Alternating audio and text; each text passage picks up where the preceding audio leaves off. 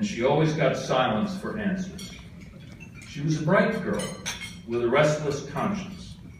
She left for America in 1961. And when she was 19 and she got a job as a helper in a family with 4 young children in Connecticut. And when she sailed into New York Harbor, she wrote in her diary about the Statue of Liberty looming up out of the fog and wondered in her diary what would become of her in this strange and distant and exotic land. So the girl worked her way through college in California. She was waiting on tables in a San Francisco delicatessen, and there she was known as Waitress Irma. She was afraid that people would be turned off by her German accent and that she wouldn't be able to understand what they were saying. And there was some justification to her concern, because one day the basketball player Wilt Chamberlain came in with some friends and sat down at the restaurant.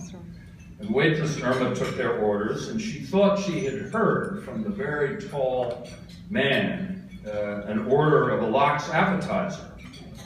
But when she brought the lox appetizer to the table, Wilt Chamberlain and all his friends burst out into laughter, and the laughter filled the entire delicatessen.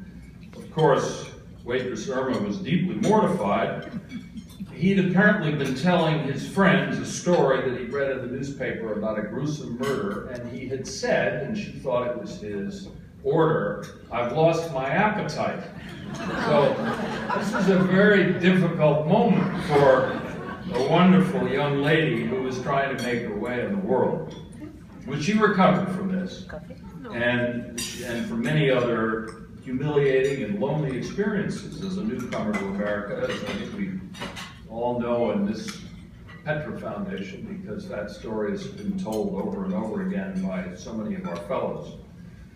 She went on to graduate with honors from college, and she won a Ford Foundation scholarship to Columbia, and she went to Columbia University and wrote her dissertation on the doctoral dissertation on the roots of German authoritarianism, trying to get at the questions that she hadn't been able to get answers for when she was growing up.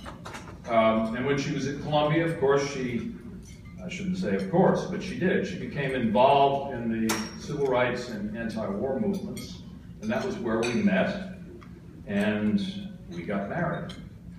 Later, at the John Jay College of Criminal Justice, which she was teaching, where she was teaching New York City policemen, among others who were part of the open enrollment programs in New York City at the time, many of you from New York know. She taught about the struggle for justice under the U.S. Constitution. This German girl coming to New York to teach New York City policemen after having studied a lot about the U.S. Constitution, not yet as a lawyer. And especially she taught about the struggle of African Americans and Native Americans for full human rights. She began to find, at this stage, the answers to the questions that no one would answer for when she was growing up in Germany. So now we fast forward.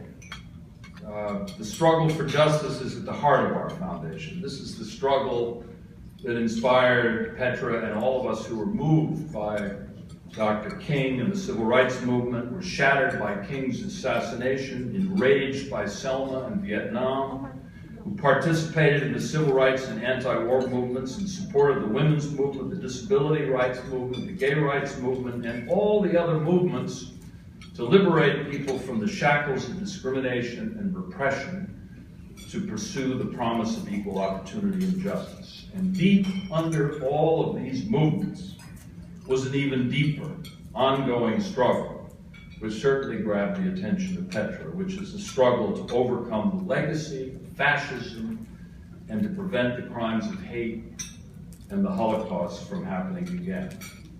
So this is what drove this young German immigrant, and it motivated many of the people that she came to know as a student in America. She had to struggle to overcome her own background as an immigrant from the country where the Holocaust had been committed. And she constantly faced hurdles as she tried to move ahead. But she had a special ability to help others who are trying to overcome barriers and reaching for achievement and seeking to make a difference in the world. So these are the struggles that are at the heart of our foundation.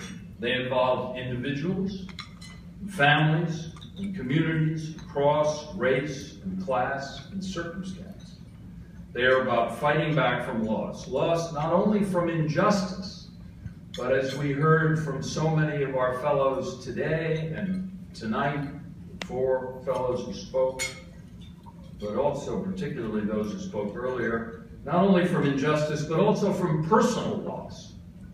Personal loss that is at the heart of the struggle for so many people, and also the ability to be inspired by others and come back from personal loss to believe that we can overcome.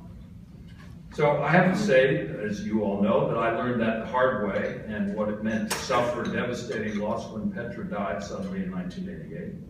But I also learned, and this again is the key message of our foundation, I think, that it was possible to move past devastation, supported by family and friends, many people in this room, and eventually inspired by Ellen, who's over here, and who has, for the last 24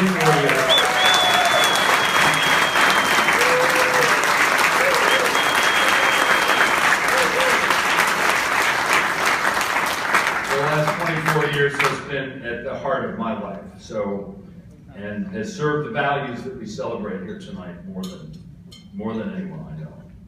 So our fellows and the founders and the leaders and all the people that we're talking about here tonight, all part of this wonderful set of butterflies that are flying in different directions.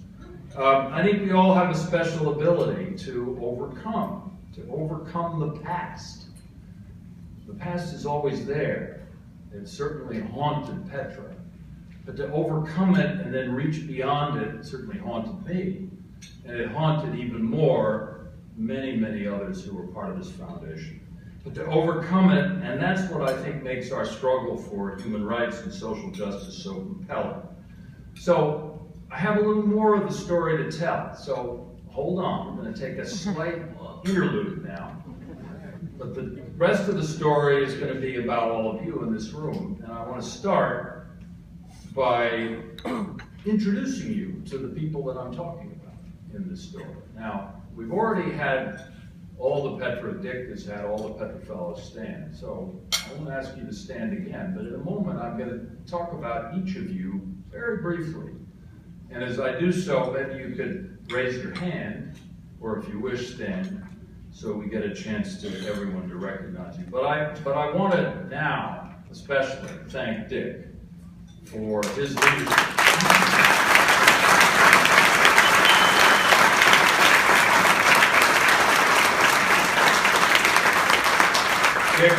Dick has led this foundation through challenging times, always all times are challenging, but he's helped us figure out where it is we're going and where we've come from.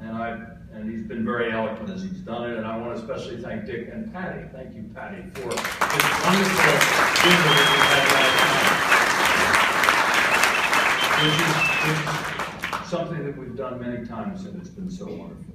Now, I also want to recognize the other leaders over the years who have chaired the foundation, and as Dick certainly knows, chairing the foundation is a really fun task, like herding cats, for example, which everybody loves to do, I know.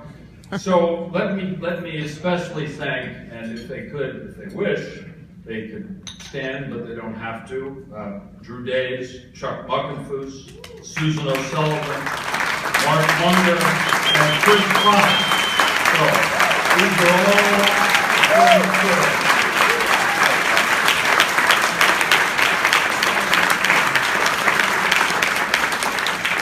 Now, an even more thankless task of our foundation, more than being chair, I think they would probably agree, is being treasurer. Because it's being treasurer of an organization that is almost always broke, or practically broke, but nonetheless we've managed to overcome it. And I want to thank Kay Cole, Preble Jakes, and Jeff Pyle for keeping us above water.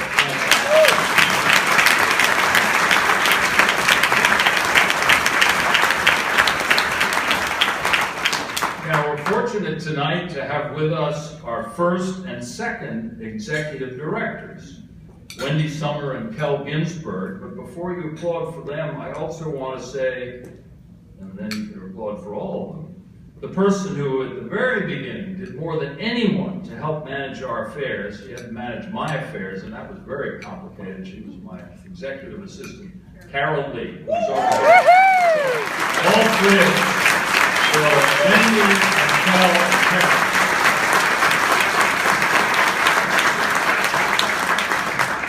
Then, of course, everyone who worked so hard to make this 25th anniversary so special. And at the very top of that list, of course, is Ann Beaudry.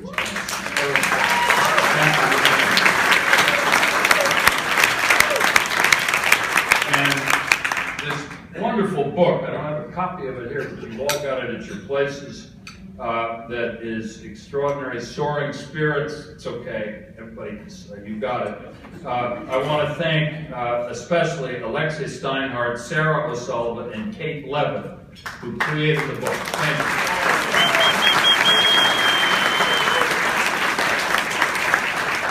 So we have a lot of founding mothers and fathers here tonight, and who were here at the beginning and then have been here various times along the way. I'm not going to ask you to stand, but you know who you are, and I want to thank you. And I want to thank those who didn't necessarily, as Dick said at the beginning, or weren't here at the beginning, but who have come constantly along the way.